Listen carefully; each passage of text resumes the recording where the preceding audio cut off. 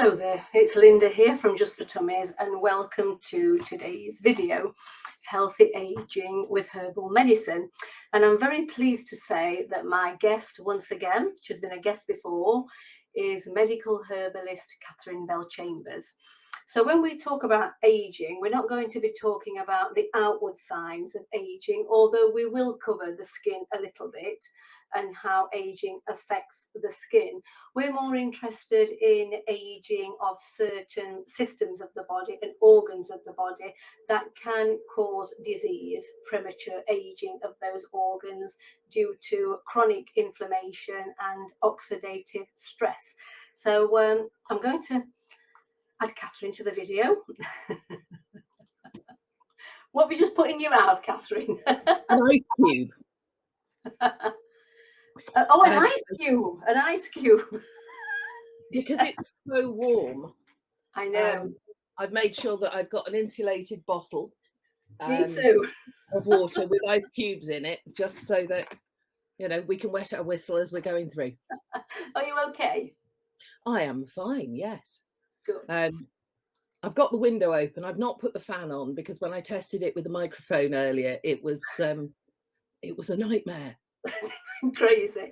I'm the same. I've got my door closed. I've got the window open. I haven't got the fan on because, in fact, the building over the way. Can you hear any background noise?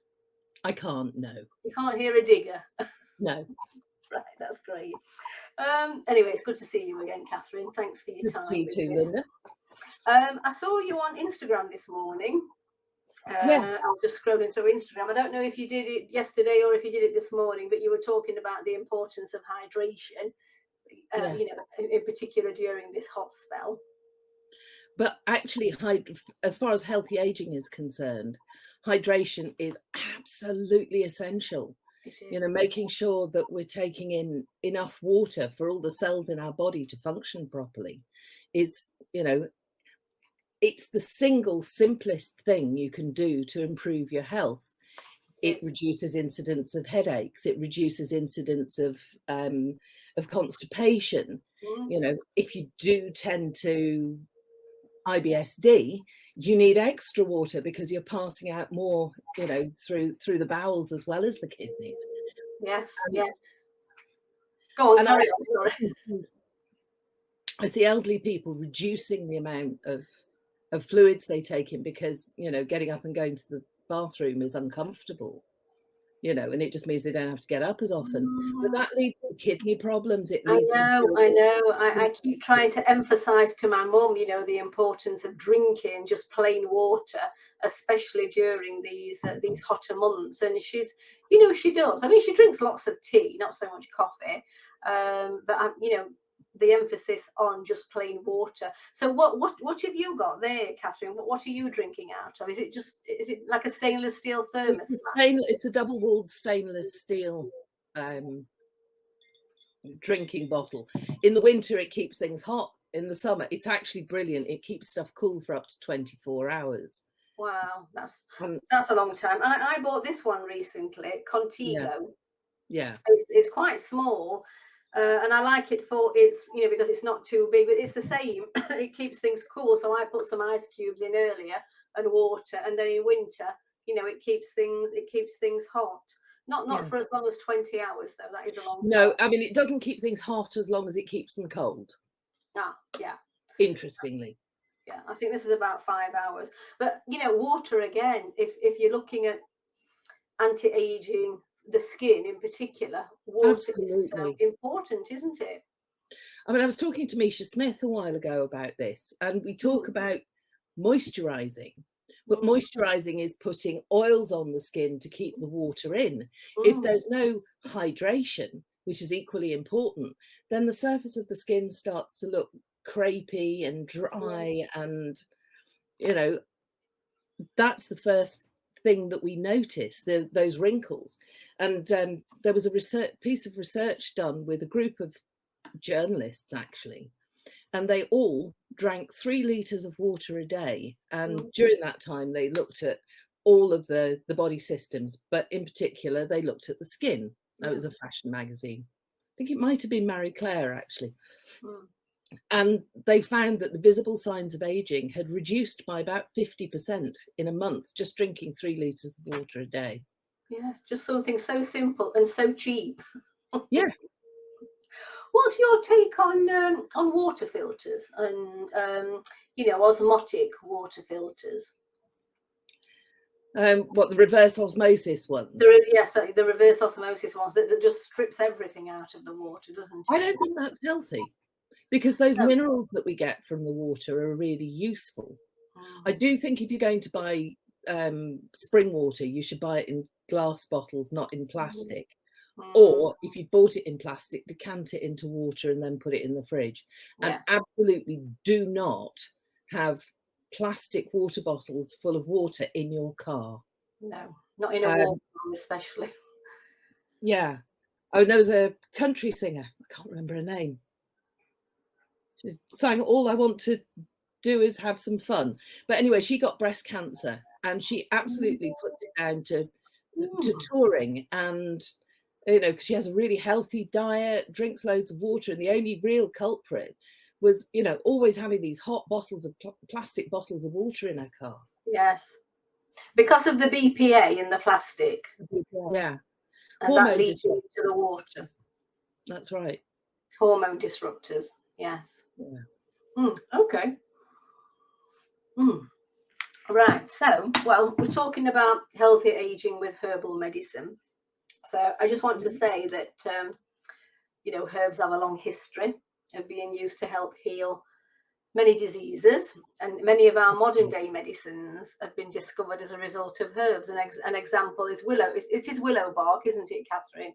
And aspirin. Well, willow bark contains salicylic acid, but it was actually meadowsweet, which at the time was known as spirea, which is where the name aspirin comes from. Oh, interesting. I actually noticed some down the road the other day. It's got lovely foamy white flowers, and some people call it meadow foam because it's sort of it floats above the grass, and you get these sort of foamy, creamy white flowers, and it tends to grow in damp places along the sides of rivers and stuff.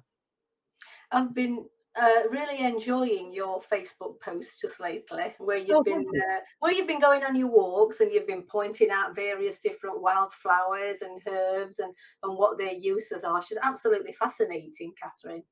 And I just want to say to people, if you're interested in I would recommend that you do follow Catherine on social media. So on Instagram, Catherine, are you the Nottingham Herbalist? I'm the Nottingham Herbalist. I think it's at Knott's Herbalist.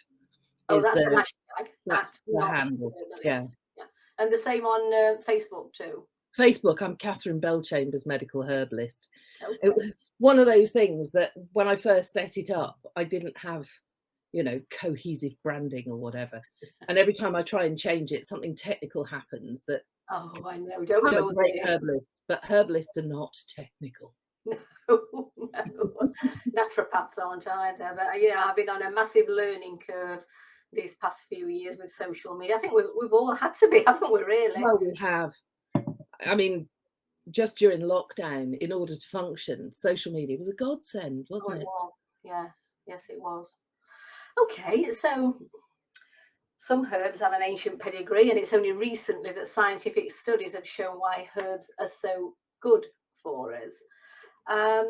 But herbs can support many bodily functions, the main ones being the brain, the cardiovascular system, the respiratory system, the digestive system, the urinary system, and the skin, and maybe the hormones as well. I mean, I was going to say the endocrine system, but the thing is, we think of these things as being individual systems, but they are so, they're so totally meshed.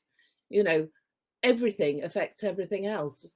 And when we look at hormones, we think of estrogen as a sex hormone. It's what makes us fertile, but actually it protects the heart muscle. It helps keep the skin more elastic. When estrogen levels decrease, then we notice that we become drier all over. Skin, eyes, mouth, vaginal dryness can be a problem.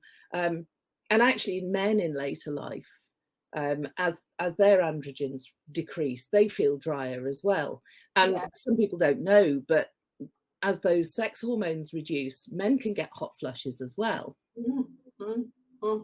So yeah, that's interesting. So that's why HRT can be so useful for some women in particular.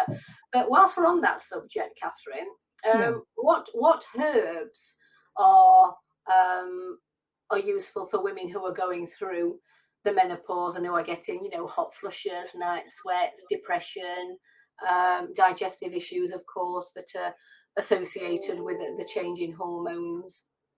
Well, looks at 400 herbs on shelf and thinks of 300 of them.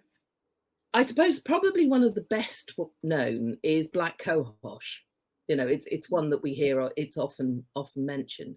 What black cohosh does is it provides building blocks for the production of estrogen, and it's anti-inflammatory. It reduces heat in the body, and I find that black cohosh is wonderful for women who are suffering from hot flushes, and particularly sweats and night sweats. Okay. But it depends whether you're wanting to deal with that at the core, at the source, or whether you're just looking for symptomatic relief. Yeah. Because a cold sage tea, if you put the sage in cold water in the fridge in the morning, and then start sipping it from about 6 o'clock in the evening, that reduces that excess sweating. Oh, that's a good tip. Which can be very useful. And I use that also with people who are going through chemotherapy for the same reason. Yes. Okay, thank you. So let's move on to inflammation then. So inflammation can be a good sign, can't it? It can be a warning sign that a system or an organ in the body is in crisis and needs help. But chronic inflammation, if left unaddressed, can damage healthy cells, tissues, and organs, causing damage to cells and damaging the DNA of the cells as well. So I don't know if you want to talk a little bit about that, Catherine. Inflammation is always caused by some sort of damage to the cells somewhere in the body. Yes. But what can happen is that over time, that inflammation sets in. When you first see the damage, for instance, if you sprain your ankle, the first thing that happens is it swells up. Yes.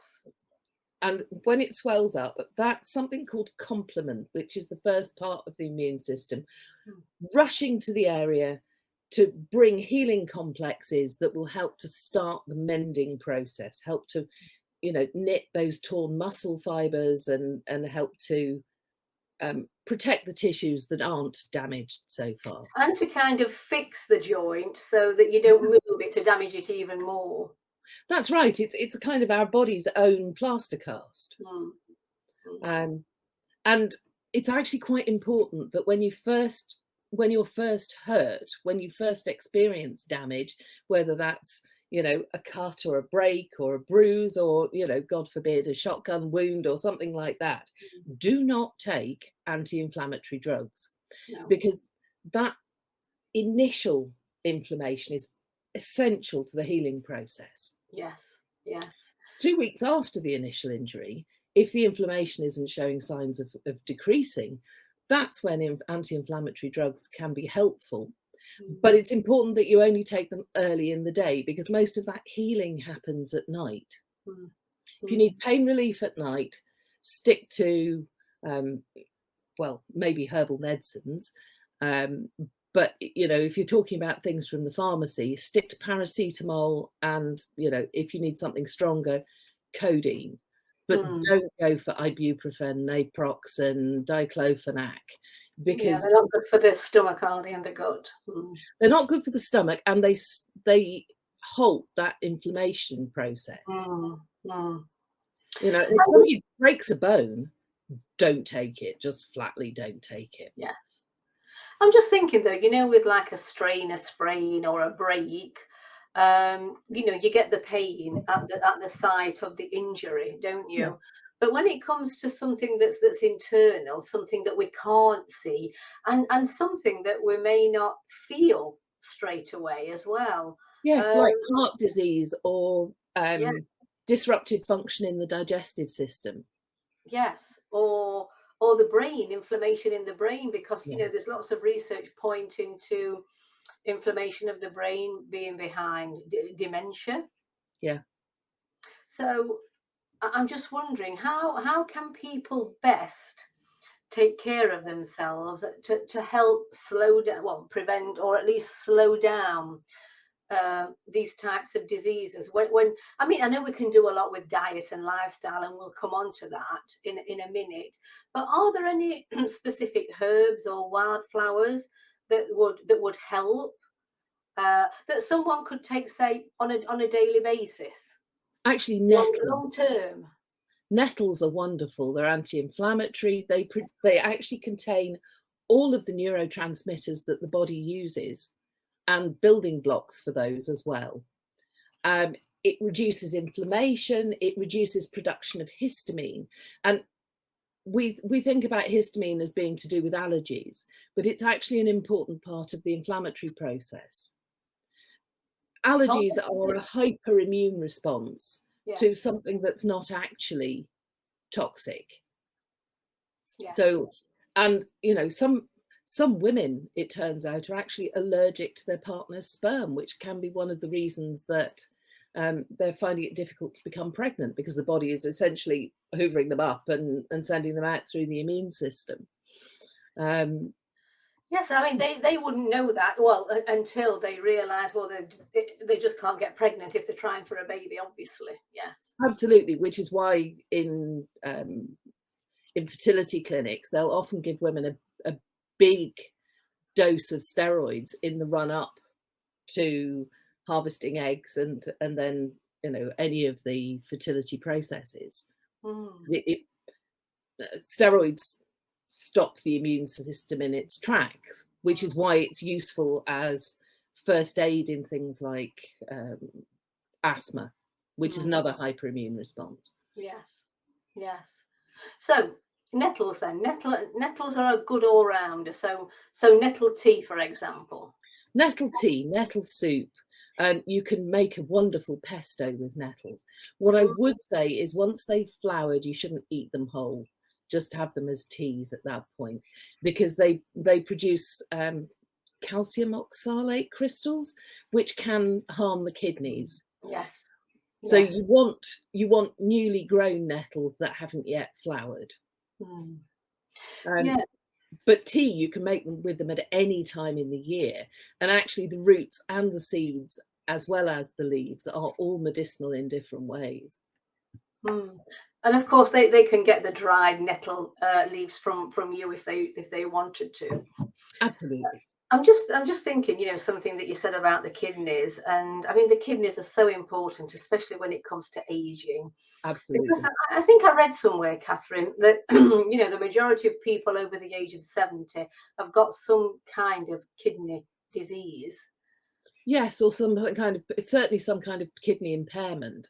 And Kidney it's impairment. often to do with, years of not drinking enough water, not Mm, flushing the kidneys through. mm, Alcohol, of course, damages the bowels, the liver, and the kidneys. mm, What's astonishing is how long the body can cope with these essentially chemical insults mm. and manage the balance. It's not till we're in that hour, for many people, as you say, till the 70s or the 80s, that you're starting to see the results of that damage. I mean, I know members of my own family, Catherine, who have not my immediate family, but members of my own family who have drunk copious amounts of alcohol, Oh, enough to sink a battleship. And yet their kidneys their kidneys were okay. They lived into no. their 80s and their kidneys were okay. They had My other grandfather. issues with liver and Yeah, with liver in particular, yeah. but kidneys were okay. My grandfather died at 91, having drunk neat spirits every day of his life, from about 15. He's Dutch. The old Dutch men drink a lot of gin, but they don't have it with tonic the way we do it. They drink it as a spirit. Mm, mm. And so a certain amount of it is to do with genetics. It is, yes, yes. You know, and it is more likely that if your parents have problems with their liver and kidneys, that might be something that you experience later on. Please Yeah. excuse me. I am a woman of a certain age and I have just had a hot flush and I have gone Oh, bright red. well, I can't tell. You look Oh, okay really? today.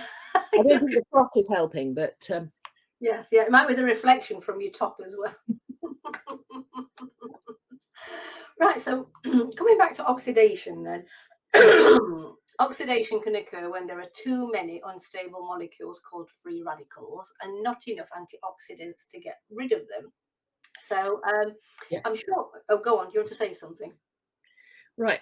This idea of antioxidants is that it mops up all of the free radicals and that, you know, it immediately neutralizes the function of those scavenging free radicals.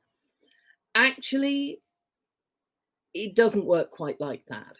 I mean, Okay. from a chemical perspective, what you have is unstable molecules that are looking for an oxygen or a carbon molecule to jump onto, you know, and once they've found that, they join up and they relax. Okay, that's very, very basic, but you know, now's not the time for a lecture in organic chemistry.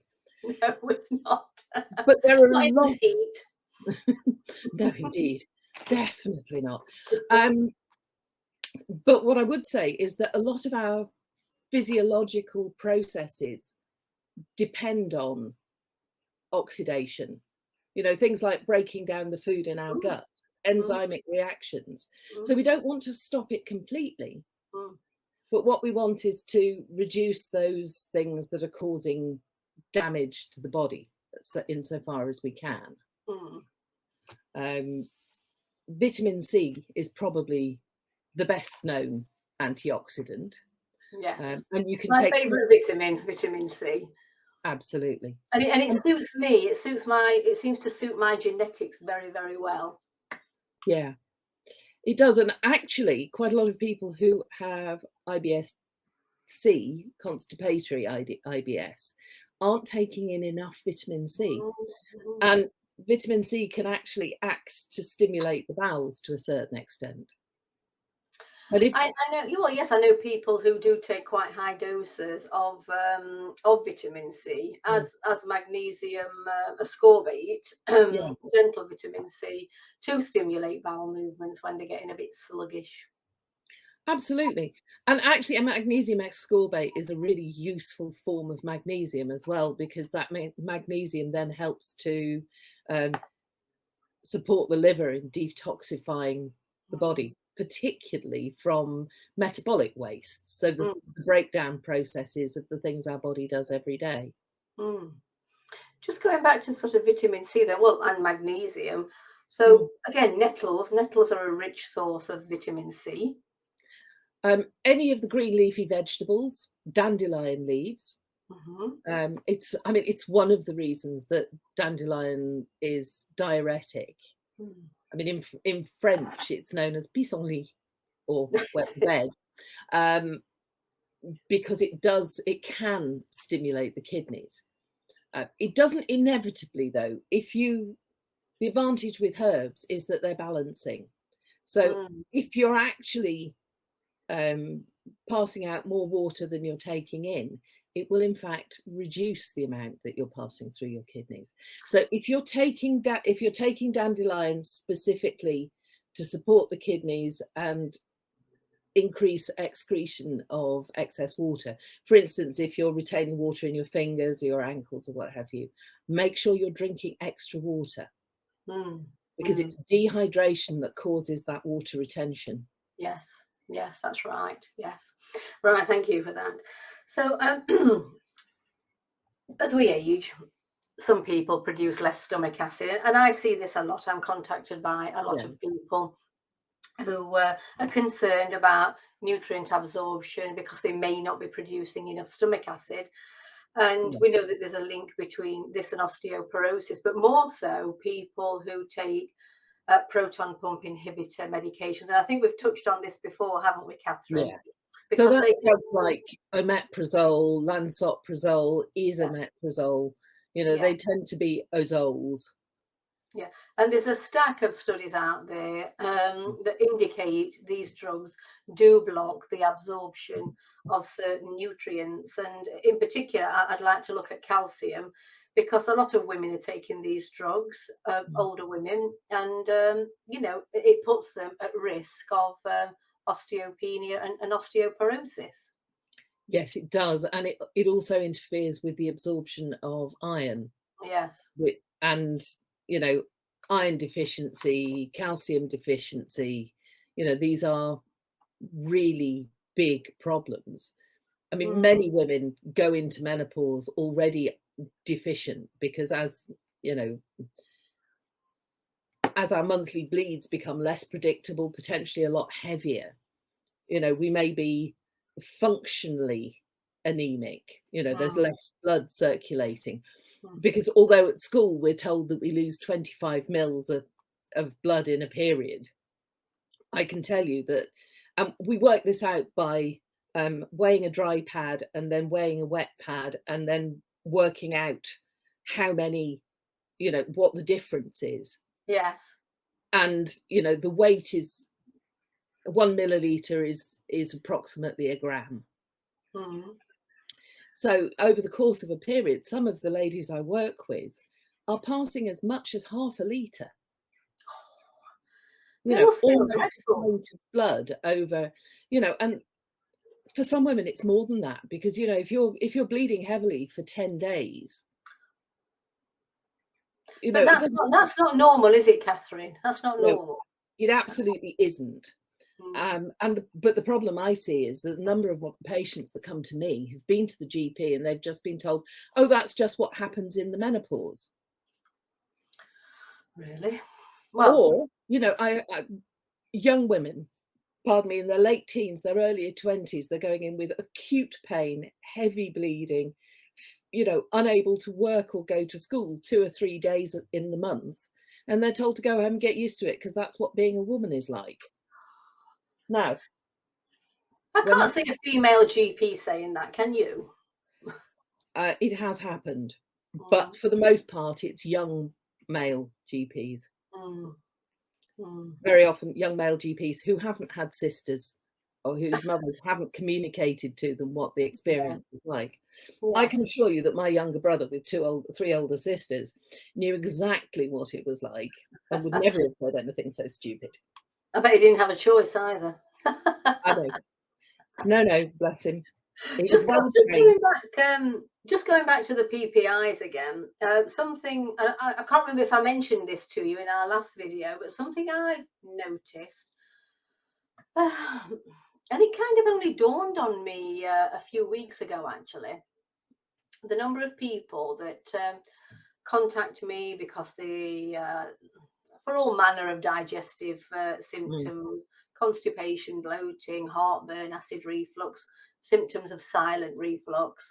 And I yeah, always ask them, what medications they're taking. And invariably, they're taking a PPI. yeah, But what I've also noticed is the number of people contacting me who suffer with diverticular disease and are getting diverticulitis flare ups, yeah, and they are taking a PPI. yeah. And so I started to do a little bit of, digging into this.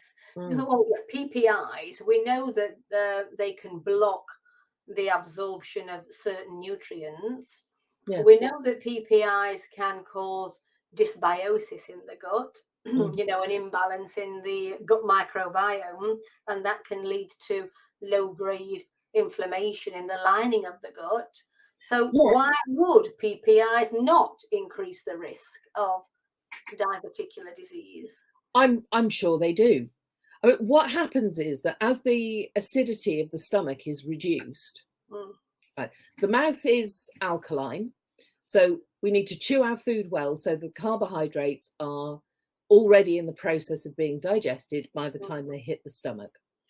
The stomach is very highly acidic. It's about a pH of 2, I think, mm, when it's fully, when the acid is fully filled the stomach. Now, what should happen then is that starts to break down the fats and the proteins. And by breaking down those fats and proteins, it also starts to liberate micronutrients like, well, as you say, the minerals, things like calcium and iron and what have you. And you need that acidity to make those available to the body. If you've reduced the acidity of the stomach, then the food that goes into it isn't being broken down quickly. That's right. Other things that can make that worse are drinking lots of liquid with your meal, because that dilutes those digestive juices, and also eating very cold things, because if you reduce the temperature of the stomach, then the enzymes don't work as well, because enzymes work within a very narrow temperature range. So for goodness sake, have your ice cream at least an hour after you've eaten your dinner. Yes. Don't have it straight away. But then when those breakdown products from the stomach move into the duodenum, which is alkaline again, they're incompletely digested. And because they're incompletely digested, the enzymes there can't do their job properly. And then things like the bile, which helps to break down the remains of the fats, and the enzymes and the other breakdown products, you know, they just can't do the job. And then you end up with something there that can be fermented. Yes, bloating. That creates bloating, doesn't it? It does, but it changes the pH of the area, which means that the bacteria that should be living in there aren't as comfortable. So you're getting things that like living on sugar rather than things that like living on protein and fat in the wrong part of the gut. And this just carries on through the digestive system. And, you know, if the big problem is just after the stomach, then you get that, you know, just below the bust, you get that jutting bloating. And that's an indicator of small intestinal bacterial overgrowth, or SIBO. If it's lower down, then you start to see constipation, bloating. And because the constipation is in the gut, it stretches the little pouches inside the large intestine, known as haustra, I think. Or is that, no, that's the thing that holds it up, isn't it? Yes, the haustra, or the the haustra, is that's the shape, the shape of the large bowel. Yes. But those outpouchings then get stretched and stretched and stretched, and over time they lose their elasticity, and that's when you get diverticular disease. So if over time you've been taking PPIs for years, almost inevitably you're going to end up with, you know, damage to the elasticity of the large bowel. Yes. And diverticular disease on its own, it's fine. You know, you should be symptom free, but obviously it's if those diverticular pockets become inflamed, if they get certain types of bacteria, maybe trapped food, microscopic pieces of trapped food in there, then they can become inflamed and infected. And they can get blocked as well, you know, particularly if you're constipated and there's, you know, a large amount of feces in there, and then you've got bits of, you know, pathological bacteria in there, they start to overgrow, and then that's when you get perforation. You know, because it stretches it past the point at which the bowel can cope, and then it splits the bowel, and then those contents end up in the peritoneal space, which is the space around it. That's a medical emergency, isn't it? When that happens. Absolutely. And you'll know that something's happening because you'll have a fever, you'll have acute pain. The bowel really only senses two things. It can sense stretch and break. So, you know, if it's been cut or if it's being overstretched, either of those things are going to cause you acute pain. It's interesting, well, with older women, the number of them that report to me as having a hiatus hernia. It's one of the questions I always ask, actually. If they do suffer with bloating, I would say, you know, have you been diagnosed with a hiatus hernia? Yeah. And then I kind of try to explain that there may be a link between the bloating and the hiatus hernia, and certainly if they've got acid reflux, because it's like that knock-on effect, or it can be, can't it? where the Absolutely. bloating is pushing up into the diaphragm and pushing the small intestine out through the diaphragm. Well, and the stomach, of course, that moves up as well. So acid becomes can be regurgitated up the esophagus. Yes, because there's two kinds of hiatus hernia. There's the bulge, and then there's the sliding hiatus hernia. That's right. Yes. With the sliding hiatus hernia, the hole in the diaphragm, so you've got a hole like that, which is normally quite tight. But over time, if the diaphragm's been stretched by lots of upper digestive system bloating, then that starts to stretch open. I mean, there are other things that can cause it. It's partly, it's partly genetic or epigenetic. Pregnancies can cause it, heavy lifting. Yeah. If you're overweight, if you're carrying a lot of weight around your middle as well, I suppose. And also for gymnasts and sports people who heavily work the core muscles, that can put pressure on the abdomen. Less so, but certainly there are reasons why heavy lifters wear a belt. That's right. Is to protect all of those muscles. Yes, I mean, when someone contacts me with such symptoms, the first thing I recommend is, our natural digestive enzymes. Just take one of those before lunch and before dinner, and it's amazing how quickly it can reduce the bloating, the discomfort from the hiatus hernia and the acid reflux as well. I mean, I must admit, I've recommended those to 4 people this week, and it's only Wednesday. Wow, thank you. So what symptoms have they displayed then, Katherine? Bloating, gas, digestive discomfort, the feeling that their food is taking a very long time to digest. Because the other thing is, if the stomach acidity is reduced, then it takes much longer for that process to happen. So it'll sit there for ages and ages. Other things that are important is that if you're eating raw vegetables or fruit, have those before you have your meat and cheese, etc. Yes. Because that triggers stomach emptying. Okay, and what herbs can someone eat or chew on before they have a meal that would help with digestion of that meal? Does it depend what the meal contains? Actually, no, because whatever you're eating, the process is the same. It follows the same steps. And I always recommend that people take something bitter, sort of while they're preparing their meal. Ideally, about half an hour before you have your meal. Yes. Because what that does is it stimulates salivation. And when it stimulates salivation, then that tells the stomach that it's time to start producing renin and pepsin and the hydrochloric acid. And it stimulates a more natural process, particularly if you're eating something. Fast food is really bad for us, not just because it's processed, but because if there hasn't been any preparation time, you haven't had that time to start salivating and get, that interest in your meal. And that's not just mental, that's entirely physiological. Yes, yeah. I must admit, we don't eat a lot of processed food here. No. I do like the occasional pizza from either Ocado or Marks and Spencer. And I quite like fish chips and mushy peas as well.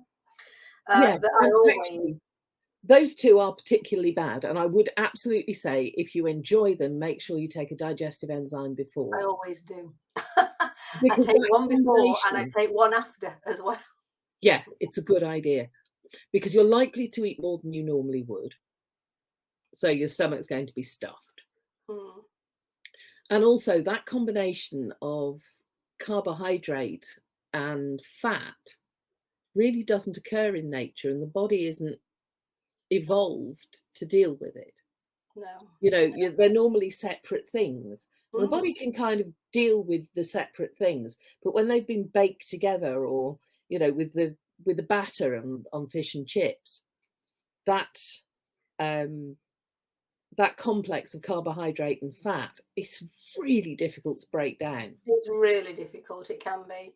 Yeah. And another reason I take, a digestive enzyme before and after a pizza or fish and chips is not just to make it more comfortable, so I don't get bloated and uncomfortable, but also it helps with transit time in the bowel.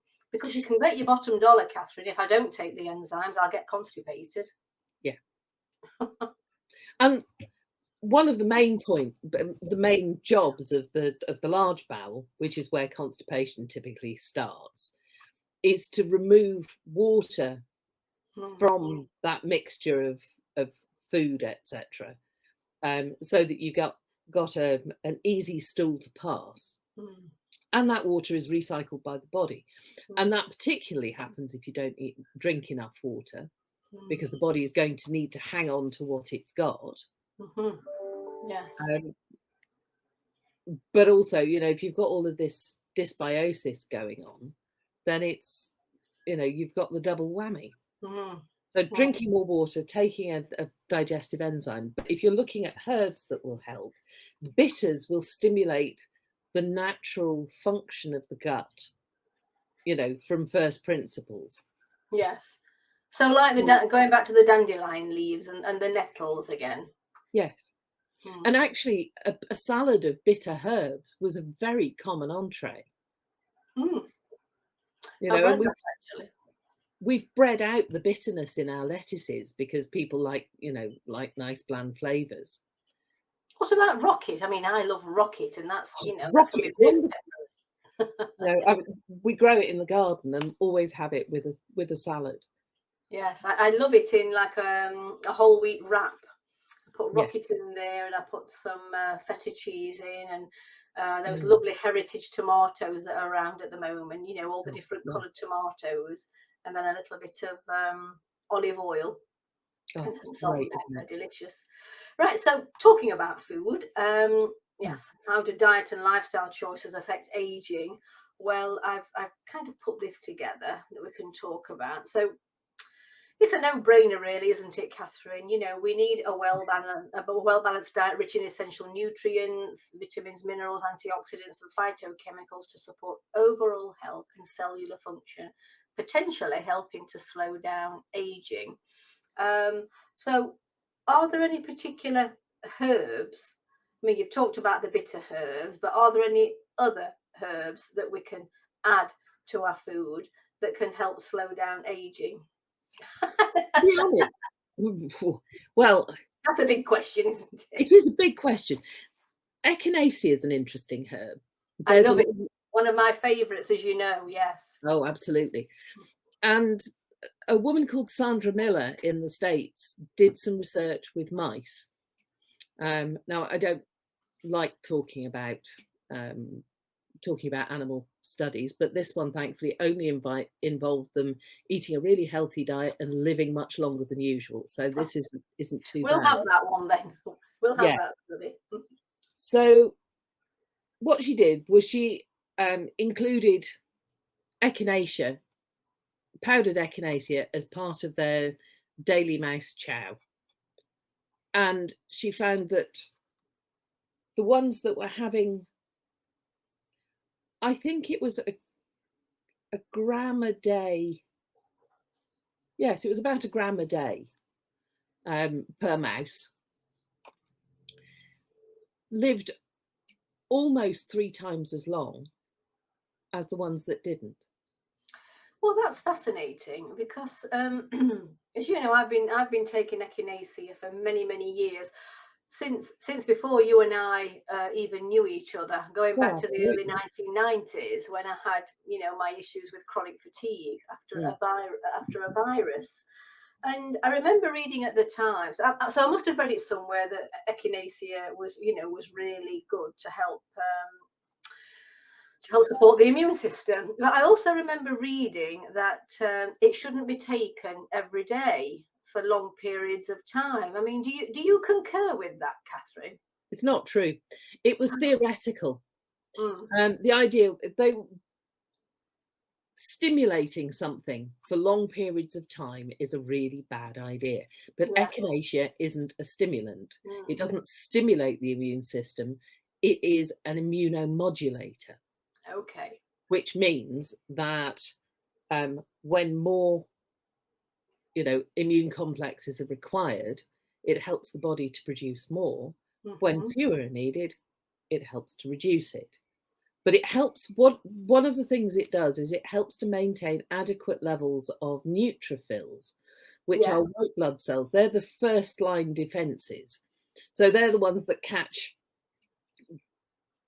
the many hundreds of thousands of bacteria that we encounter every day, and dispatch them into the digestive system.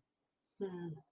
Around 70% of the volume of our feces is actually dead bacteria and cells from the body. There's actually very little of our food that isn't used. Mm. If you're seeing obvious bits of food in your poo, then frankly your digestive system You're not isn't working. digesting very well. You Mm. need help. Mm. At the very least, a digestive enzyme and drinking more water. Yes. But potentially a bit more assistance than that. But because it supports the immune system, it's perfectly safe to take regularly. And for a while, there was a concern that it might not be safe for children. But having done empirical studies, looked at many thousands and thousands of children who'd received echinacea from a qualified herbalist over a 30-year period, we found that there was one event of an allergic reaction, and it is a member of the daisy family, the compositae, and a small but significant number of people are allergic to those types of plants. Mm. It actually looks like a daisy, the echinacea flower. It's very similar, isn't it? It is, yes. You've got those little florets in the middle, which are the sort of the brown centre, and then you've got the petals round the outside, which are kind of that sends the news out to the bees that it's they're open for business. It's amazing, isn't it? So yes, when I was taking it back in the early 1990s, not as a fluid extract, as a tincture, I took it every day for at least 18 months. And it's perfectly safe to do so. Yeah, I thought so, and I felt okay, and I was getting better. My health was improving. So the fluid extract that you made up for me, that amazing fluid extract of echinacea that you made up for me a few months ago, and that I started taking. Well, I'm not taking it at the moment because I feel really, really well. But if you're saying to me that I can take it prophylactically every day, then I'm going to start taking it again. But I'm assuming I only need a very small amount. I would only be taking a milliliter a day at this time of year. A milliliter a day. What does that look like on a teaspoon, Catherine? I would actually get yourself a measuring syringe. For any That's a good idea. Yeah. any pharmacy will sell 5 ml measuring syringes because it's an easy way of dosing babies with medicine. Yes. Yeah. Did you say a milliliter a day? Yes. I wouldn't have any more than that because you don't need it. No, I know. And to be perfectly honest, a fluid extract of echinacea is quite a potent flavour. It's got a real tingly sense on the tongue and the lips. Yes. And that's caused by a constituent called alkyl amides. And they are one of the active components of echinacea. But if you don't get that tingle, then your echinacea isn't worth using. Okay, good tip. Well, I've put it in the fridge for now. Is that okay? That's fine. I mean, you don't need to put tinctures in the fridge usually, but when the temperature's over 25 degrees consistently, it's worth doing. What, even when it's been opened, I don't have to put it in the fridge? No, because tinctures are preserved with alcohol. Alcohol, yes. As long as it's kept in a cool, dry cupboard, away from bright light, it'll be fine for... Well, somebody on my course did some research on old tinctures and found particularly things like root tinctures that are quite robust to start with were still okay 20, 30 years later. Really? However, How did they know? Did they just... well, they look at the chemical profile. You know, liquid gas chromatography will tell you whether the profile is the same as it is with a newly made tincture. Amazing.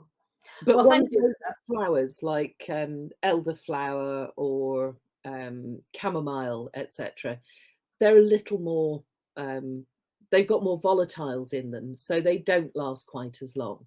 And also things that have a very strong number of alkaloids, things like deadly nightshade, datura, henbane, which I use in very small quantities because they're antispasmodics, and also they dry up excess secretions.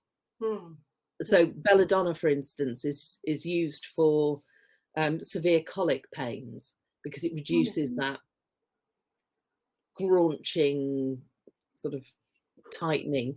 That And gnawing pain, yes. yeah, and I use that quite often with people who have diverticulitis, or, you know, infected diverticulum. Okay, that's interesting. I've just thought about something, and I need to ask it now, otherwise I'll forget. But do you actually do foraging courses in Nottinghamshire? I have done. I've not done one for ages, actually. I sort of stopped doing them during lockdown, for obvious reasons. But I quite often do herb walks at Windmill Community Gardens, and I've been talking to the lovely people at St Anne's about doing some stuff there. What, at the allotments? Yeah. Well, they've got community gardens there as well, and it's a way of introducing people to plants in a really easy way. And if you do them, do you put them on your Facebook page or on your Instagram? I put them on my Instagram. I also put them on my what do you call it, on my newsletter. Okay. Right. I always ask people who contact me if they'd like to go on my would like to receive my newsletter, but I have to say I haven't exactly inundated anybody with it yet. Well, do you know, I don't know if I do get your newsletters. How often do you send them out? Well, I think the last one was about a year ago. That is typical. I'm so busy doing what I do. I know, Catherine. I know it's a time thing, isn't it? But you've got all this wonderful knowledge that you need to share with people. But at least you're on Facebook and Instagram, and it's lovely to see you on there anyway. And I am working with a wonderful woman. Do you know Ursula Kelly? She's a photographer from Nottingham, and she now lives in one of the Hebrides. Of course I do. Yes, yes. Lovely Irish lady with all the beautiful hair. I know. She once did a photo shoot for me at the clinic a few years ago before she moved up there. Yes. Yeah. Well, she's a personal branding expert, and she's teaching me how to be better at this stuff. So, watch this space. You just need to be yourself. Just be, as they say, authentic. Yes. I mean, it seems to work for Marmite, doesn't it? It does. But not for everyone, but yes. Well, yes. So I wrote a blog on this subject recently, Kathleen. Protein and how important adequate consumption of protein is, especially for older individuals, as well, especially for women, for maintaining muscle mass and strength. So of course, they can get protein from the diet. I mean, weight for weight, there's actually more protein in broccoli than there is in a steak. I know, that's amazing. Can't get my head around that. But again, I've looked at members of my own family as they've gone into their 80s, and how frail they're looking. And I think a lot of it is, well, not just lack of protein, but lack of physical activity as well. Because if you don't use them, you'll lose them when it comes to muscles. Well, it's absolutely true. I mean, most of the diseases of old age are actually diseases of immobility. The more we move, the more active we are. the better our circulation is, the better our, our muscles protect our joints. I mean, if you have really terrible arthritis, the best thing you can do for yourself is strengthen the muscles around the joint, because that takes some of the weight off, and it opens up that joint capsule so that the bones are not pressing against each other.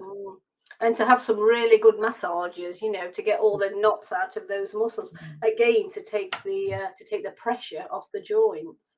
And actually, interestingly, most arthritic conditions, and that includes osteoarthritis, rheumatoid arthritis, gout, the infective arthritises,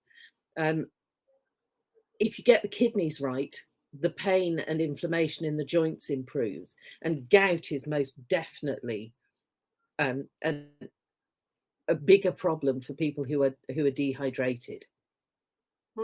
So when I'm working with gout, yes, you want to get the pain down, but you really want to get the kidneys working. You need that person to be drinking lots of water so that uric acid can be solubilized and then moved out through the kidneys. So that's with gout and with rheumatoid arthritis in particular. All of them, yes. Yeah. Well, yes, for everything. Just drink more water.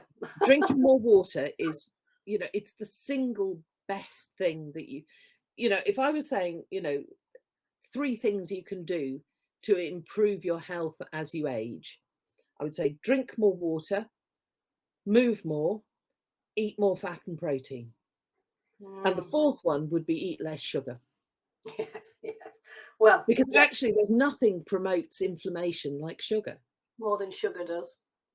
And there are amazing herbs that will help with insulin sensitivity, because the more sugar you eat, the less sensitive your cells are to insulin.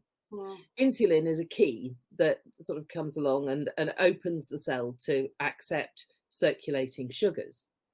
If the cell has just seen 25 insulin molecules sort of go by, the next one that comes along, it's a bit like hawkers at the door. Somebody comes, you can only have so many tea towels. And there's a point at which the cells just stop responding to insulin. So type 2 diabetes is very different from type 1 diabetes. Type 1 diabetes is an autoimmune disease where destruction of the islet cells in the pancreas mean that you don't produce insulin, or you don't produce enough of it. Type 2 diabetes is a lifestyle disease caused by the overconsumption of sugar. And by sugar, I also mean, carbohydrates. Yes. So refined carbohydrates for the most part. And it's a condition, unlike type 1 diabetes, that can be completely reversed. It can. You need not have those symptoms. And the simplest way of dealing with that is to reduce the amount of carbohydrate you consume. No more white bread. In fact, if you can cut the bread out altogether, everything will thank you. Bread is delicious, but it's not that healthy in any of its forms. No. I mean, sprouted rye bread, that's pretty healthy because you've got all the enzymes in there that help you break it down anyway. But there used to be a wonderful small bakery down near Canterbury, I think it was, called Artisan Bread Organic, and they used to bake sprouted bread. But unfortunately, they just didn't survive COVID. I don't suppose so they had to close down. I don't suppose you know of any, local bread. I don't, I'm afraid. No, I don't. It might be worth seeing where the bakery in Primary does it, because they do some very interesting forms of bread, and of course they do that gorgeous soda bread, the sourdough. Where are they, Catherine? At Primary, up beyond Canning Circus. There's an old primary school that's been turned into a community resource, and they've got a kitchen there, and then they've got classrooms and all sorts of other things, art studios. But the bakery at Primary is just amazing, and they use I think they use flour from Green's Windmill. It's locally produced, and then they use. Are they on social media? Are they on Instagram? They are, yes. Right. I'll have to look it up, but I know that I'll find them. Don't worry, I'll find them. I'll start following them. I know Um, Tracy at Windmill Gardens often takes them gifts of herbs and things that they grow there. That's another community garden in Nottinghamshire. mm. We're very lucky to have all these community gardens in Nottingham, aren't we? We are. I mean, actually, for natural health and actually for being a woman in business, Nottingham is the most amazing place to live. Yes, yes. You I know, love Nottingham. yeah, I do too. I mean, I didn't grow up here. I grew up in the south. I know Uh, you did. You're a southerner, aren't you? Yes, yeah. Yes, well, it's my home city. yeah. Well, I'm kind of a nomad. I moved out as soon as I could at 18. You know, and I've been in the Midlands ever since. Let's go back to oxidative stress. So you can get oxidative stress from poor diet. So we talked about a high intake of processed foods, ultra high processed foods in particular. And I did a video a couple of weeks ago with Jane Barrett, the nutritional therapist, Yeah. about the prevalence of ultra high processed foods now. So sugary drinks, unhealthy fats, along with excessive alcohol consumption and exposure to environmental toxins, all these can lead to disease and in particular cancer. So it's important to eat a diet high in antioxidants and reducing exposure to harmful substances that can help combat oxidative stress. I mean, I know I'm a herbalist, but one of the things that I would say is make sure your food looks as close to the way it looked when it grew.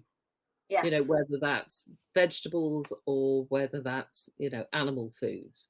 You know, once it's been frozen, dried, processed, spray dried, mucked about with, it becomes more difficult for your body to process it. Yes.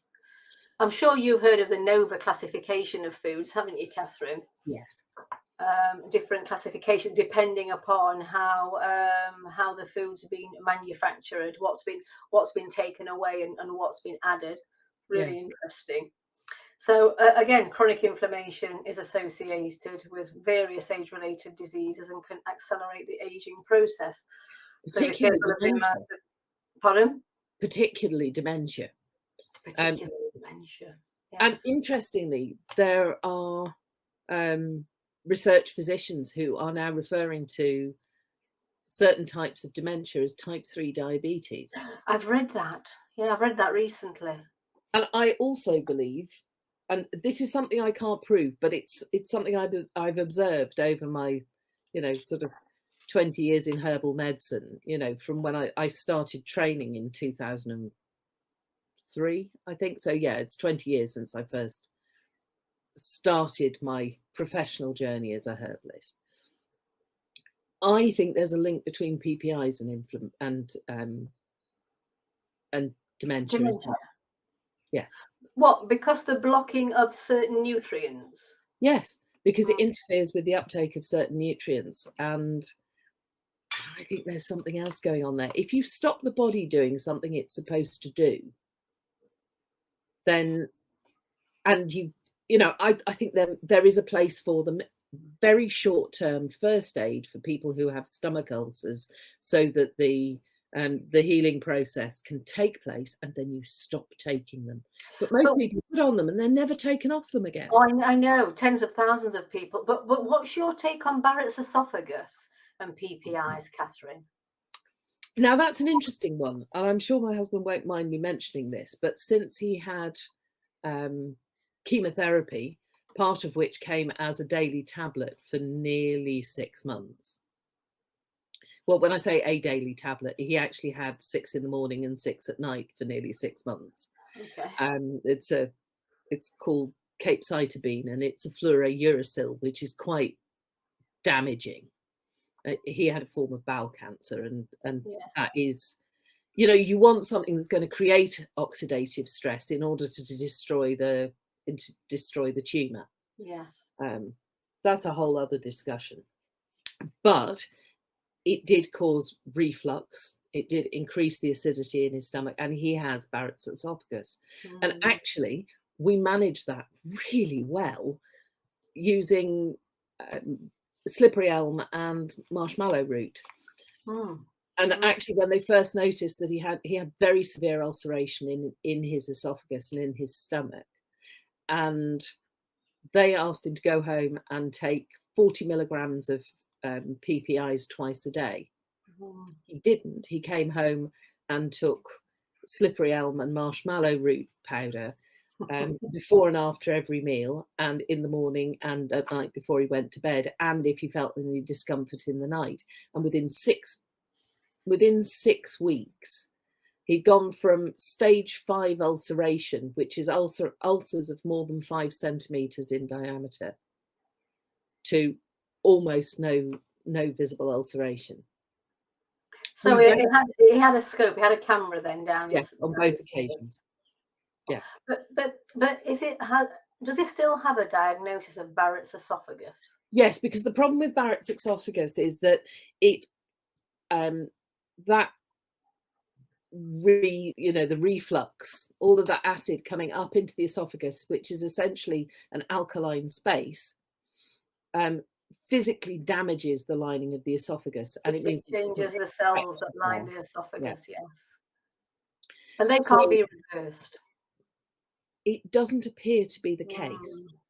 I suspect that there's a possibility that if I included Centella in that at the time, this is research I've done since, Centella asiatica, also known as hydrocotyle asiatica, go-to cola. There's a lot of really good research for improving the quality of healing. And actually, you can use it as an infused oil on scarring, and it normalizes those scars so quickly. Does it? What? And healthy cells, healthy tissues replace the scar tissue. But what we don't know is how important the massage is in that process, because the research studies that there have said that massaging a Centella infused oil into the skin twice a day for 2 minutes normalizes scarring. I've used it myself because I used to have terrible acne as a teenager, and actually up until my 30s. And I used massaging Centella oil onto my skin twice a day. And actually, apart from a bit of crinkling around my chin here, you really can't tell that that I had such awful acne. I don't know. It might help. It is possible it's reversible, but I haven't seen any studies that would prove that. Always very cautious when someone contacts me and they've got Barrett's esophagus and they want to come off their PPI. I think it's possible to do it, but you would need to take something else instead, because you need something to protect the stomach. Yeah, protect the esophagus. But I always recommend probiotics and digestive enzymes, and if they're not eating oily fish 3 times a week, omega-3 essential fatty acids. Yeah. But really, that, as far as I'm concerned, that's a conversation that they need to have with the GP, really, because we just don't have access to their medical records, do we? We don't know how severe Barrett's is and what else is going on. And the fact is that the GPs don't know. No. They know that taking this drug will reduce the amount of acid that's produced, but actually beyond that, they're not pharmacologists, and they get a very small pharmacology module when they're training. I mean, I had 2 years of pharmacology as part of my herbal medicine degree, so generally I know more about the drugs that I'm prescribed than my GP does. Yes. Okay, so yes, I have the greatest respect for GPs, and my GP is absolutely wonderful.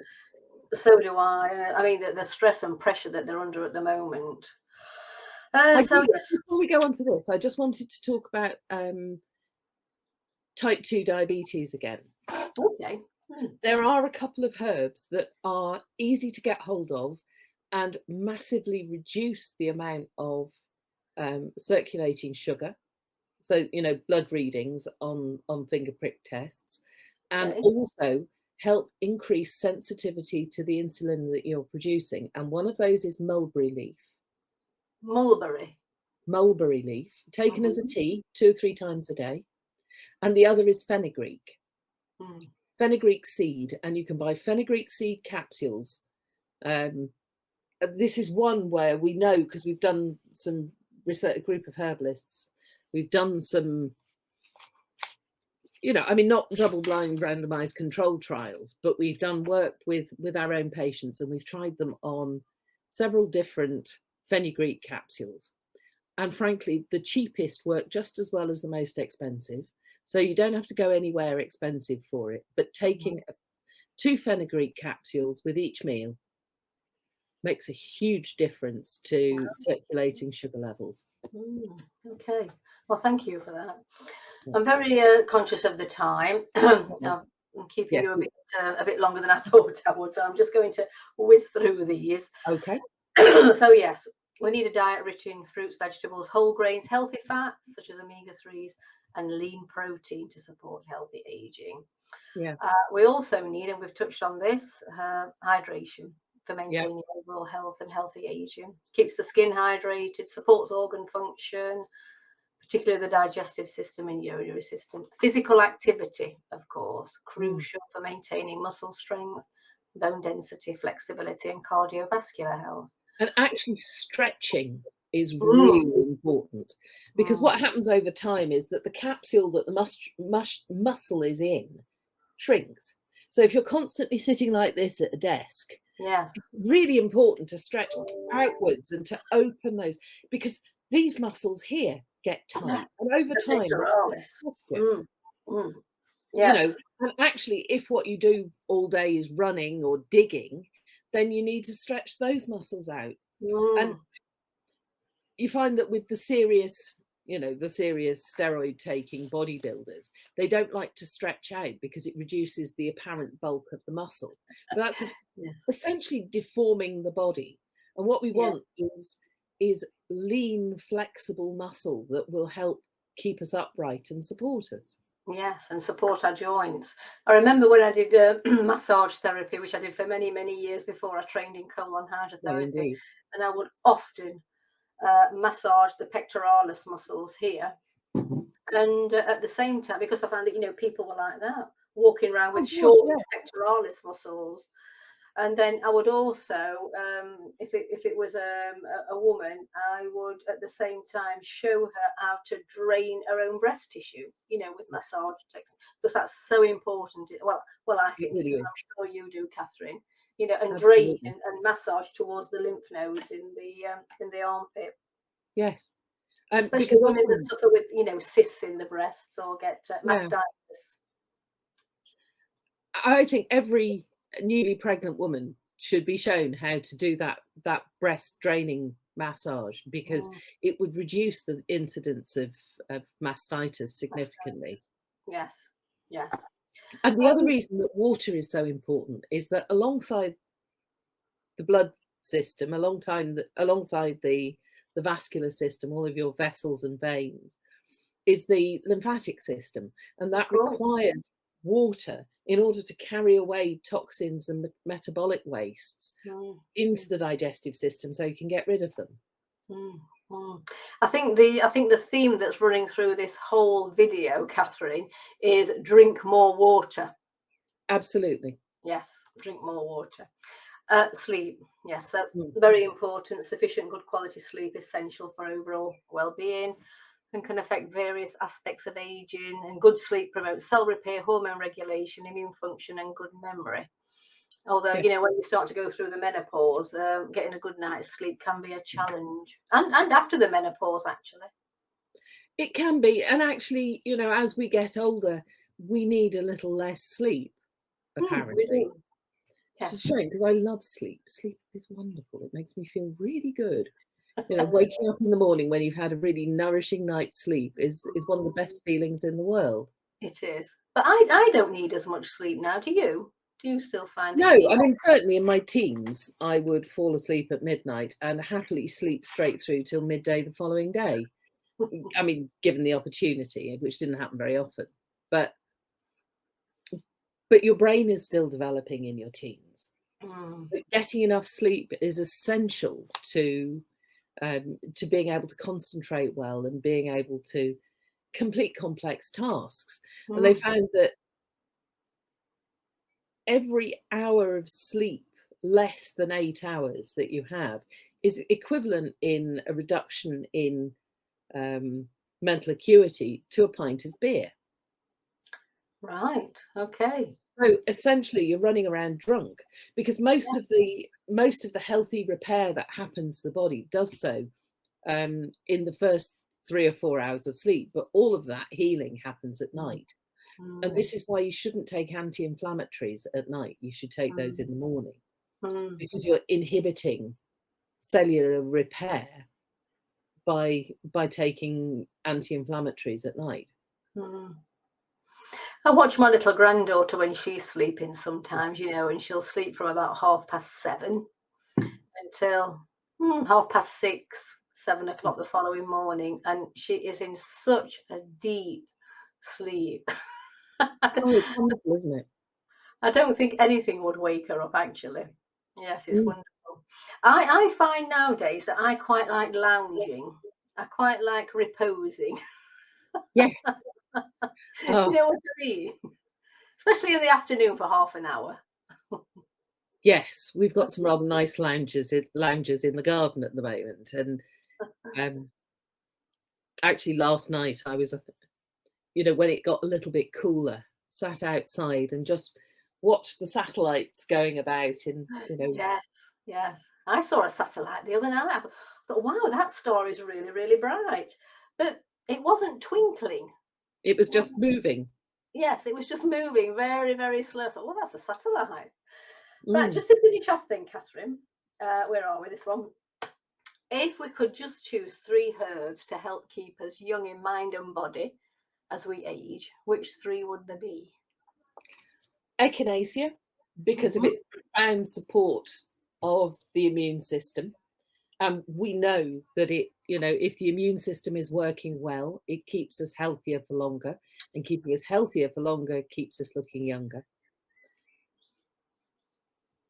I would say a herb called Bacopa monieri, also known as Brahmi. I Oh, wouldn't never use heard of that. Brahmi because there are 3 or 4 Indian herbs that are known colloquially as Brahmi. That's why we use the Latin binomials. It's it's an adaptogen, but among other things, it helps with uptake of oxygen in the brain, which means we concentrate more easily. I Okay. use it a lot for brain fog in menopause. And it's anti-inflammatory. It helps regulate blood sugar. Um, adaptogens help us deal more effectively with stress. And we talked about stress last time.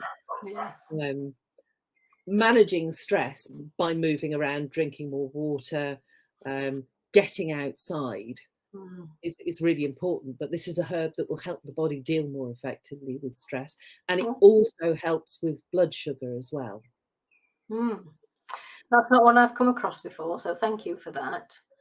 And And I would what was say the one? Plantago lanceolata, also known as ribwort plantain, which Okay. is my absolute favourite herb for mucous membranes.